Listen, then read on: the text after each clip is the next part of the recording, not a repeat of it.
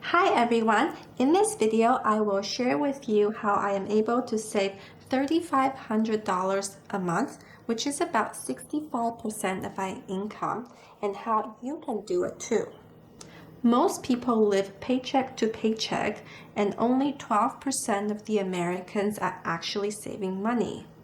And about 40% of the Americans wouldn't be able to pay for an unexpected bill of $400 out of their savings. And these are quite shocking stats to me. So if you're not saving yet, it's never too late. You can start now. I will share with you how I do it, my income, my expenses, and the various ways that you can use to save money fast. Hi, I'm Amy. If you're new here, welcome to my channel where the goal is to help you reach financial success. I will share information on how you can earn more, save more, build wealth, and live your best life with gratitude. Please subscribe if you want to be financially blossoming. First, let's talk about why you should save, because it will motivate you and make you stick to your savings goal. For me, it's very important for me to know why I'm saving. I mean, why do I even bother saving? Because, there's all these things that you can spend your money on.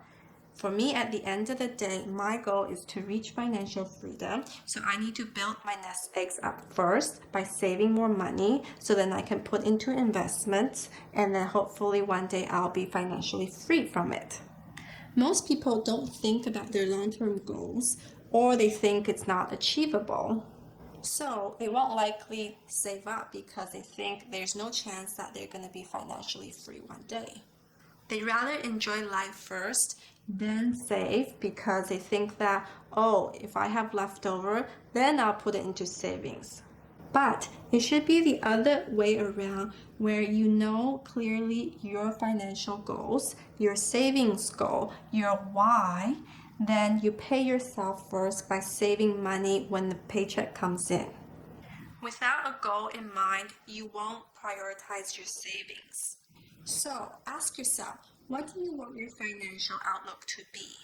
Do you want to have a comfortable nest egg so that you have the security and flexibility? Even if one day you lost your job, you know that you will still be fine financially. Once you know the exact financial goal, it will propel you towards saving up. So I'm able to save $3,500 a month because I have a higher income while living frugally. I make about $5,500 a month from my daytime job, and this is after deductions and taxes. So I save about 65% of my income. Because I am committed to reaching my financial goals and I have my long-term plan in mind, and that's why I'm able to do it. If your income isn't as high as mine, it is harder to save $3,500 a month, but you can think about it in percentage on how much you can save realistically based on your income level.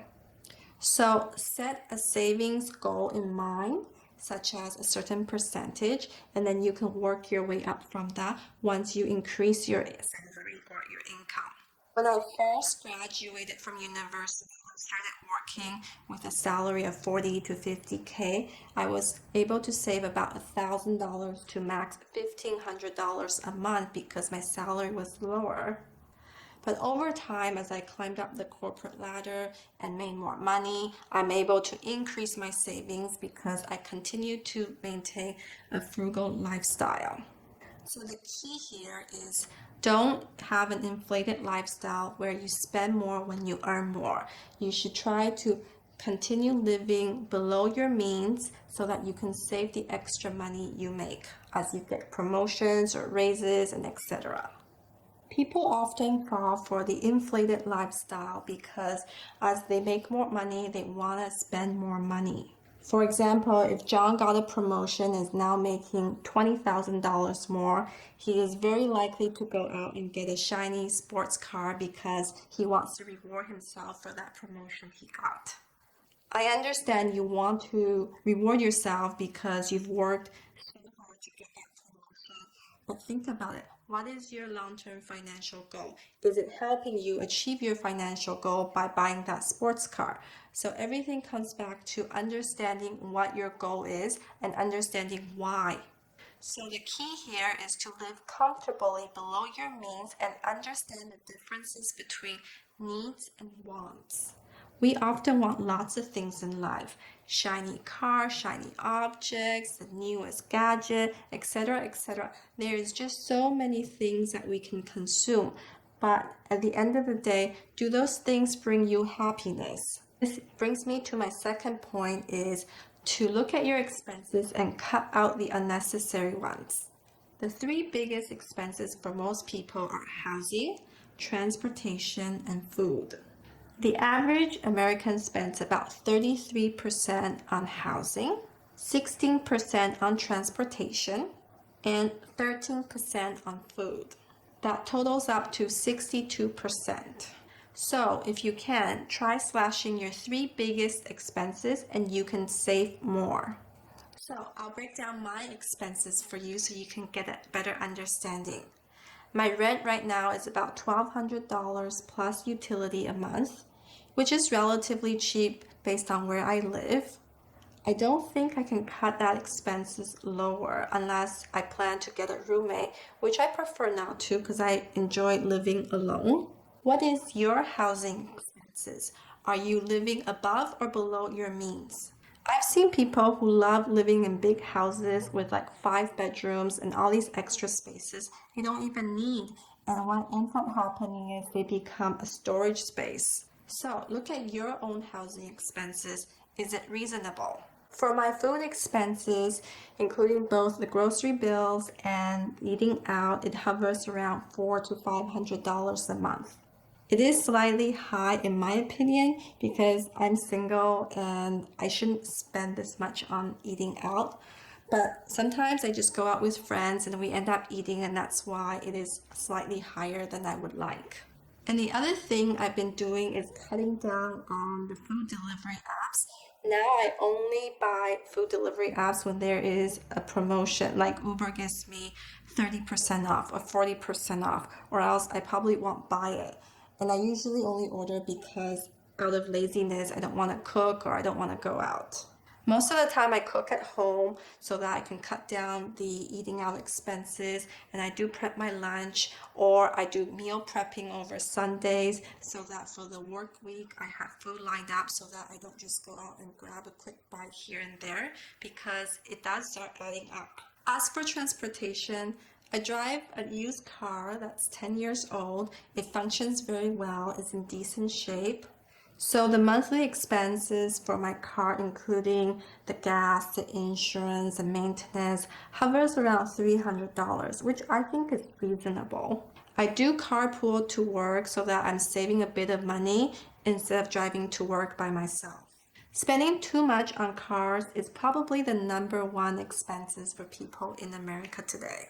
So try to drive a used car, or even better, take the public transportation if it's feasible in your city. Some cities, the public transportation isn't so great. It's not easy to get around. But if you live in a city that has great subways, metros, and public transportation, by all means use them and save some money. Or if you live really close to your workplace, then bike or walk to your work just is a great exercise to do. And if you live really far away from your work, consider getting a hybrid car just to save up on gas. Another area of saving could be your clothing and your makeup or shoes or accessories. My suggestion is to wear simple clothing so that it never goes out of style. And don't try to keep up with the latest fashion trend because it's just a waste of money in my opinion. Just go for the simple classic look and that you will look great in. As for makeup, try to minimize your spending because I know that makeup is expensive. You walk into Sephora and easily you can spend a few $100s right there. So I always try to minimize my makeup and I take care of my skin so that I don't need too much makeup and I only use it when I need to film or go out for a special occasion. So my expenses for clothing and makeup or accessories, shoes, etc. This category is about $1,200 a year. So it hovers around $100 a month, which in my opinion is below average than what most girls spend on. Comment below and tell me how much you spend on clothing and makeup every year. I would love to understand and find out. The reason why I don't spend so much in this category is because material goods don't really bring me joy. Instead, I prefer simple lifestyle with simple looks and classic look. So, if you can slash those big areas of your spendings, then you can really increase your saving rates. And when you spend money, always think back to why you're spending this. Is this a need or a want? And then think back to your long-term savings goal. Where do you want your financial outlook to be in 5 years, in 10 years, in 20 years? With an average salary, you can likely save about 20% of your income if you choose to do so.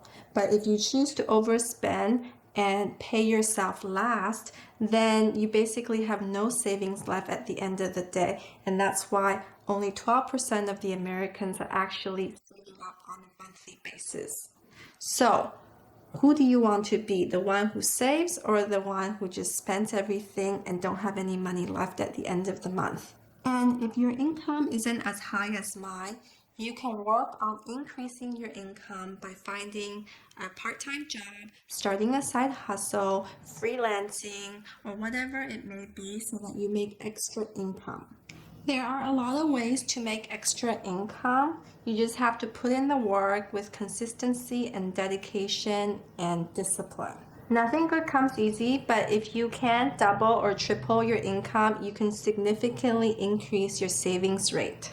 As I previously mentioned before, I went from saving $1,000 a month to now $3,500 a month. And this is done by getting a higher paying job by climbing up the corporate ladder. However, now I don't want to do that anymore. I do not want to trade time for money, and that's why I've started this YouTube channel so that I can have some side income and hopefully one day it will replace my full-time day job. By the way, doing YouTube is not easy. There's a lot of work. So if you are a YouTuber and you understand what I mean, let me know in the comments below and we can share our thoughts. And if you find this video helpful so far, I would really appreciate if you can share, like, subscribe, and hit that notification bell because it means so much to me. Thank you. Now ask yourself, what can you do to increase your income so that you can save more and reinvest in your business or your investments to achieve the financial goals that you want? If you want to be financially above average, then you have to live financially below average to save up the money. There is no way around it. You just gotta have more money saved up or you can earn more money. Those are the two ways to build your wealth. What other tips do you have for saving money? Please share in the comments below because I would love to hear from you and hopefully others can learn from you as well.